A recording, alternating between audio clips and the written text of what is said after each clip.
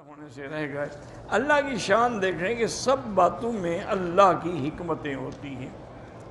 جس شخص کے ساتھ صفوان المعطل السلمی کے ساتھ بی بی عائشہ کی تہمت لگائی گئی تو انہوں نے صحابہ سے کہا، انہوں نے کہا اللہ کے بندے میں تو مرد ہی نہیں ہوں، میں تو عورت کے قابل ہی نہیں ہوں، تو نعوذ باللہ میں کیسے گناہ کروں گا؟ تو اللہ نے انتظام کر دیا کہ بی بی عائشہ پر کسی طرف سے بھی الزام نہ لگ سکے، یعنی وہ بھی اس قابل نہیں تھا، اور برات بھی اللہ نے کر دی، اور بی بی کی زبان سے بھی وہی کلمہ نکلا جو بی بی ہاجرہ ام اسماعیل کو جب حضرت ابراہیم چھوڑ کے جا رہے تھے تو انہوں نے پیچھے سے دوڑی اور جنت المعلیٰ تک دوڑتی گئی، اور حضرت ابراہیم خاموش ہیں، کوئی جواب نہیں دے رہے کہ اللہ کا حکم ہے، اللہ نے حکم دیا کہ جواب دو۔ تو بی بی نے پوچھا کہ تم ہمیں اپنی ناراضگی میں چھوڑ کے جا رہے ہو یا بحکم الجلیل، اللہ کا حکم ہے؟ تو حضرت ابراہیم نے فرمایا ہاں بحکم الجلیل، میں اللہ کے حکم، فرمایا حسبنا اللہ ونعم الوکیل۔ تو آپ نے بھی یہی کلمہ پڑھا تھا جس کی وجہ سے اللہ نے وہ شان بخشی کہ آج زمزم بھی اور صفا مروہ بھی قیامت تک ان کی نشانیاں ہیں جو ہمیشہ کے لیے جاری اور ساری رہیں گی۔ حضرت سیدنا ابراہیم کو جب آگ میں ڈالا گیا انہوں نے بھی یہی کلمہ پڑھا تھا حسبنا اللہ ونعم الوکیل۔ اور جنگ احد میں جب شکست ہوئی اور ابو سفیان نے نعرے مار مار کے صحابہ کو ڈرایا اور سب نے یہی پڑھا حسبنا اللہ ونعم الوکیل۔ تو یہ ایک ایسا کلمہ ہے، ایسا اسم العظم ہے کہ جتنی بڑی مصیبت ہو اگر آدمی یقین کامل کے ساتھ پڑھے تو ساری مصیبتیں ٹل جاتی ہیں۔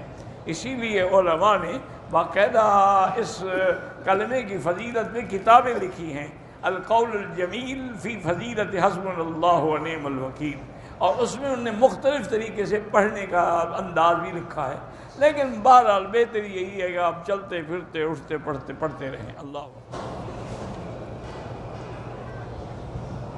کسی زیارت سے یا کسی مزار سے مٹی اٹھا کے لینا بالکل ناجائز ہے، بدعت ہے، نہ اس میں کوئی شفا ہے۔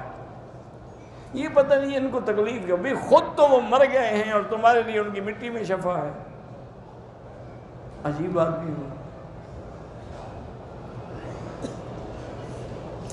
قبرستان میں جب جنازہ لے جاتے ہیں تو اونچی آواز سے کلمہ پڑھنا بالکل بدعت ہے۔ اپنے ماں باپ کے نام پہ عمرہ بالکل کر سکتے ہیں۔ طواف ہمیشہ 7 چکر کا ہوتا ہے، 7 طواف نہیں ہوتے، 7 چکر کا ایک طواف ہوتا ہے۔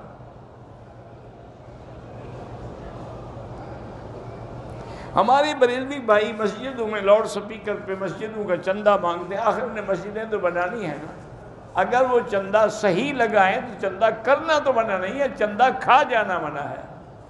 دیکھا یہی کیا ہے کہ اکثر مولوی یہ چندے والے جو ہیں نا 10 سال سے چندے کر رہے ہیں، اپنی کوٹھیاں بن گئی، مسجد ابھی تک نہیں بنی۔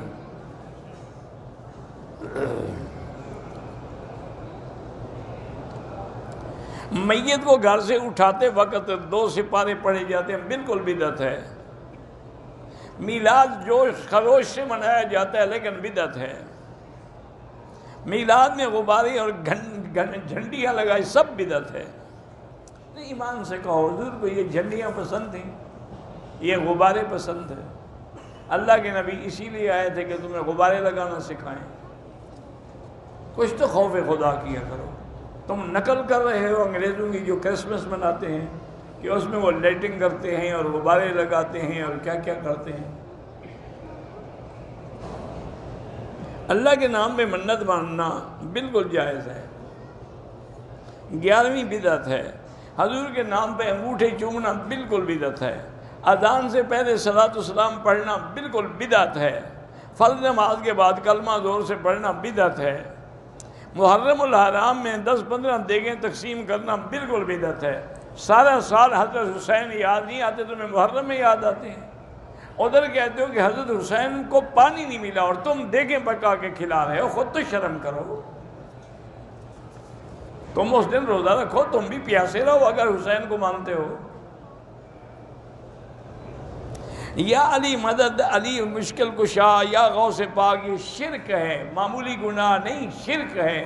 مشکل کشا اللہ کی ذات ہے۔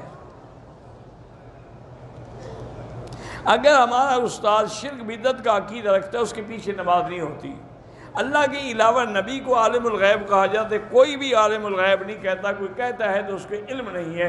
سارے قرآن حدیث میں دیکھیں کسی جگہ علم غیب ما سوا اللہ کے نہیں استعمال ہوا۔ اگر لفظ آئے ہیں تو اظہار عن الغیب، اطلاع علی الغیب، خبر اللہ دے دیں کسی غیب کی، وہ الگ بات ہے، لیکن علم غیب اللہ کا خاصہ ہے۔ یہ پھر وہی باتیں ہیں جو پہلے میں جواب دے چکا ہوں۔ یا اللہ تو کہتے ہیں، یا محمد کہنا جائز نہیں ہے، تو پھر اللہ کے برابر کر لیا نا آپ نے، ادھر بھی حرف ندا ادھر بھی حرف ندا، اور شرک کیا ہوتا ہے؟